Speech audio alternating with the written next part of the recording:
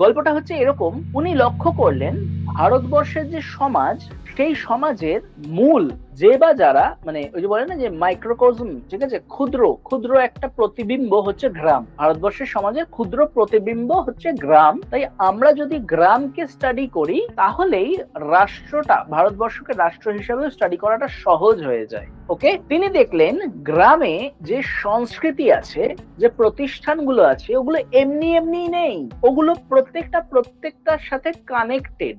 যেমন ফ্যামিলি ম্যারেজের সাথে, ম্যারেজ কিনশিপের সাথে, মানে ধরো আত্মীয়তা, এই আত্মীয়তার আন্ডারেই সমস্তটা চলছে, বা ফ্যামিলির হাতেই ম্যারেজটা চলছে। কিভাবে বলে দিই, আমরা সাধারণত বলি যে আত্মীয়দের মধ্যে বিয়ে হয় না। কেন বিয়ে হয় না? মনে করা হয় যে এটা তো আত্মীয়, আত্মীয়দের মধ্যে বিয়ে হবে কি করে। এটাই উনি দেখেছিলেন যে কাস্ট সিস্টেমের ভেতরে কাদের সাথে কাদের বিয়ে হচ্ছে সেইখানেও নির্দিষ্ট নিয়ম আছে, যেমনটা ঘুরেও কিছুটা দেখেছিলেন। অর্থাৎ সবাই যে একে অপরের সাথে ডিফারেন্ট, কারোর সাথে কোনো সম্পর্ক নেই, মানে ফ্যামিলির সাথে ম্যারেজের সম্পর্ক নেই, ম্যারেজের সাথে কিনশিপের সম্পর্ক নেই, ফ্যামিলির সাথে কাস্টের সম্পর্ক নেই, কাস্টের সাথে অকুপেশনের সম্পর্ক নেই, আলাদা আলাদা নয়, এগুলো সবই ইন্টার কানেক্টেড। মানে আমি যদি একটি কুমোরের পরিবারে জন্মগ্রহণ করি, আমাকে অকুপেশন হিসাবে কুমোর, মানে ওই মাটির জিনিসই গড়তে হবে। তাহলে আমার কাস্ট কি? কুমোর। অকুপেশন কি? ওই মাটির জিনিস গড়া। আবার আমার বিয়ে অন্য কোনো পরিবারের সাথে হবে না, কুমোরের পরিবারের সাথেই আমার বিয়ে হবে। তাহলে দেখো, জন্ম মানে কাস্ট কুমোর,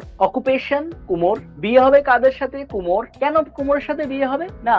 অন্য কাস্টের মেয়ের সাথে যদি আমার বিয়ে হয়, তাহলে আমাদের ফ্যামিলির যে পেশাগত অভিজ্ঞতা, সেটা অন্য ফ্যামিলি জেনে যায়। মজার হলেও এটাই রিজন ছিল যে এক তো তারা আমাদের ফ্যামিলির সংস্কৃতি জানে না। সংস্কৃতি মানে মাটিটা কিভাবে ভেজাতে হয়, কিভাবে ডাইসটা তৈরি করতে হয়, এইগুলো সে জানে না। অর্থাৎ ধরো কুমোরের বাড়িতে কামার ঢুকে পড়লো, হবেই না, কিছুতেই হবে না। আবার কুমোরের বাড়িতে যদি কামার ঢুকে পড়ে, তাহলে কামার কুমোর জিনিসগুলো কিভাবে তৈরি করে সেইগুলো জেনে নিচ্ছে এবং সে নিজের পরিবারকে বলে দিতে পারে। তাই তাদের পারিবারিক যে ঐতিহ্য, অভিজ্ঞতা, ব্যবসা বাণিজ্য, সেগুলো নষ্ট হয়ে যেতে পারে। এই কারণে কুমোরের সাথে শুধু কুমোরেরই বিয়ে হবে। তাহলে দেখো, অকুপেশন, কাস্ট, ফ্যামিলি, ম্যারেজ সবই একটা আরেকটার সাথে ইন্টার রিলেটেড।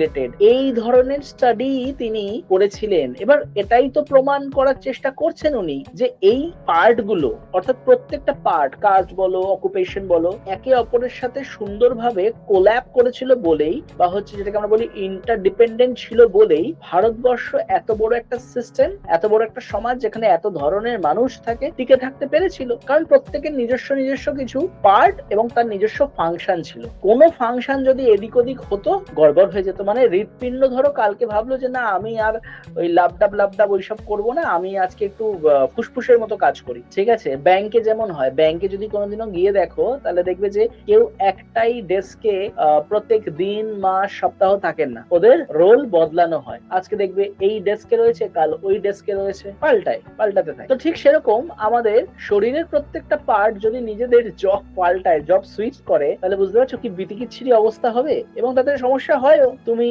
আজকে ব্যাংকের একটি লোকের সাথে এক বিষয়ে কথা বলে গেলে, 5 দিন পর এলে দেখলে যে সে অন্য চেয়ারে গিয়ে বসে আছে, আজকে অন্য কারোর সাথে কথা বলতে হবে। শরীরের ক্ষেত্রেও ঠিক সেই সমস্যা হতো, গ্রামের ক্ষেত্রেও, সমাজের ক্ষেত্রেও ঠিক একই সমস্যা হয়, যে ফাংশন যদি বদলে যায়, তাহলে সেই কাঠামো ভেঙে পড়বে। উনি মূলত কিন্তু এই দিকগুলোই স্টাডি করেছিলেন। ওকে।